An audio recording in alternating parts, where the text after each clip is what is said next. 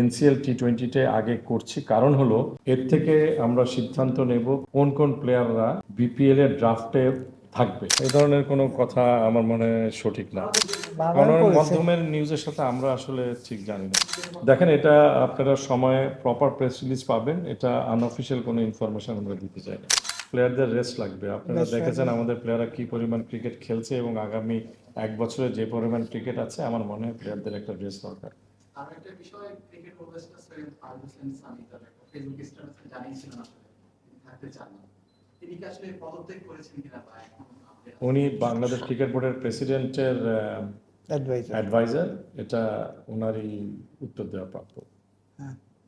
আর NCL T20 দিয়ে আমাদের domestic calendar শুরু হওয়ার কথা, বিপিএল এর সাথে এনসিএল টি20 এবারে দিকটা কিভাবে আপনারা অ্যারেঞ্জ করতে পারবেন বা কিভাবে কোনো পরিকল্পনা বোর্ডের আছে কিনা?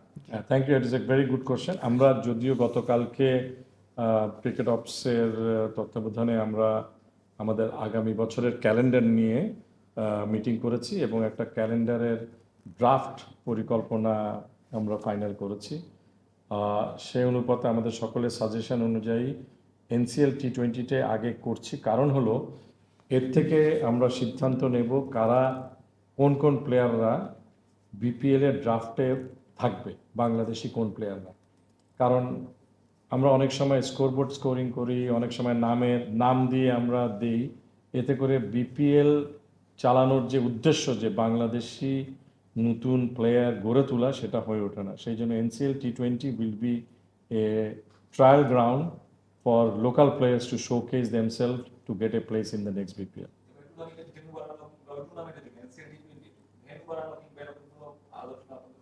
না, দেখেন, এনসিএল টি20-র একটা কনডেন্সড ইভেন্ট।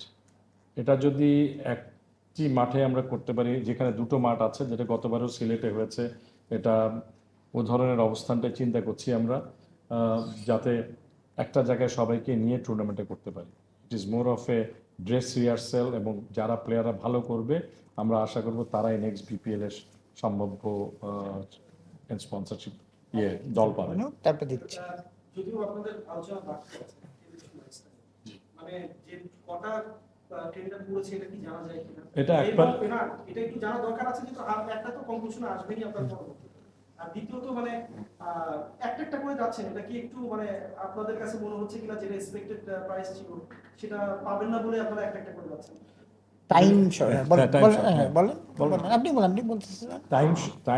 টাইম একটা জিনিস, এবং এই প্রক্রিয়াটা আমার মনে হয় আমাদের জন্য একটা ড্রেস রিহার্সেল। কারণ এটা খালি এটার জন্য না, বিপিএল এর জন্য একই জিনিস হতে পারে। So this is what all the countries, including ICC, including all other bigger countries, এখন রিজন ওয়াইজ ভাগ করেই টেন্ডারিংগুলো করে। দেখা যাচ্ছে এটাতে বেটার ফল আসে। বিপিএল এর লুপহোলস বা গত 11 বছর নিয়ে কথা বলছে যে সবার সাথে কথা বলবে যেন সর্ট আউট করা যায় বা নতুন কিছু আসলে বের করা যায়। এই যে টিভি রাইটস নিয়ে একটা জটিলতা তৈরি হয়েছে, জিম্বাবুয়ে সিরিজ আসলে বিজিবিতে দেখতে হয়েছে, পাকিস্তান সিরিজ নিয়ে একটা সমস্যা, একটু জটিলতা আছে। এটার কারণটা কি দেখে ফাইন্ড আউট করতে পেরেছেন আপনারা যে কেন আসলে অনীহা তৈরি হয়েছে? অনীহা হয়নি, আমার কাছে মনে হয় যে আমাদের প্রক্রিয়াটায় আমরা দেরি করেছি। এটা more to do with BCB. আমার মনে হয় আমরা যদি ভুল করি এটা আমাদের স্বীকার করা দরকার। একটা আপনারা বুঝতে হবে যে কোনো কিছু মার্কেটিং করতে হলে তাকে সময় লাগে, তাকে সময় দিতে হয়। তো আমাদের এটা হয়তো আরো 3 মাস আগে করা উচিত ছিল। 3 কেন 6 মাস আগে করা উচিত ছিল। দলের পারফরম্যান্স আইকন প্লেয়ার অভাব, এটা কি কোনো ইস্যু আছে? সামটাইম এটা হতে পারে, কিন্তু ওভারঅল ইন্ডিয়া যদি জিম্বাবুয়ের সাথে খেলে তাও সেটা খুব হাই স্কেলে সেল হয়। It's not always the team, এটা ভিউয়ারশিপ। আমি মনে করি আপনারা যেরকমভাবে বাংলাদেশ ক্রিকেটকে আপনাদের পত্রপত্রিকায় বা আপনাদের মিডিয়াতে আপনারা তুলে ধরেন, আপনারা একনিষ্ঠভাবে এটাকে ভালোবাসেন, তাই এটার সাথে সম্পৃক্ত। সেরকম বাংলাদেশের সাপোর্টাররা কিন্তু হারিয়ে জিতি তারপরেও কিন্তু আমাদের সাথে থাকে। তো আমার মনে হয় সেই ভিউয়ারশিপটা ক্রিয়েট হয়ে গেছে। জাতীয় নির্বাচনের কথা বলছিলেন যে সেটা আসলে দেখে সময় দেখে হচ্ছে বিপিএল এর রোডম্যাপটা তৈরি হবে।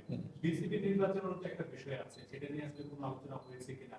আর রুলে বলছেন খুব শর্ট টাইম তিনি একটা টি20 ম্যাচ খেলতে চান, সবকিছু গুছিয়ে দিতে চান, সেগুলো আসলে কোনো